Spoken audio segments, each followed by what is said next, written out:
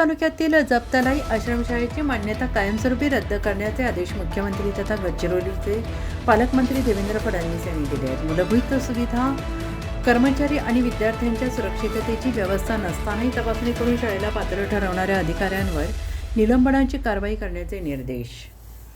शिक्षणासाठी आश्रमशाळेत पाठवलेल्या 3 आदिवासी विद्यार्थिनींचे सर्पदंशाने बळी केल्यानंतर प्रशासनाला जाग आलेली आहे. धानोरा तालुक्यातील जपतलाई आश्रमशाळेची मान्यता कायमस्वरूपी रद्द करण्याचे आदेश मुख्यमंत्री तथा गडचिरोलीचे पालकमंत्री देवेंद्र फडणवीस यांनी मंगळवारी दिली.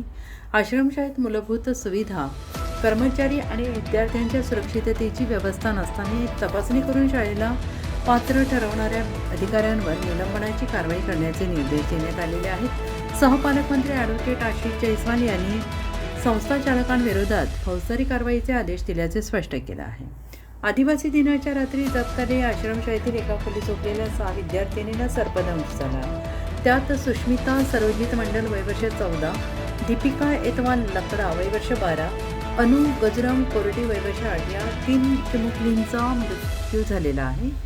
दीपिका बिटलूस रसाय मडावी वय वर्ष 11 हिला गंभीर अवस्थेत नागपूरला हलवण्यात आले असून समृद्धी सुरेश नैता वय वर्ष 14, कविता राजकुमार किरंगा वय वर्ष 12 यांच्यावर जिल्हा रुग्णालयात उपचार सुरू आहेत आणि 3ही गंभीर विद्यार्थिनींची प्रकृती स्थिर असल्याचं डॉक्टरांनी म्हटलेलं आहे. या दुर्घटनेनं आश्रमशाळेच्या सुरक्षिततेचा प्रश्न ऐरणीवर आलेला आहे.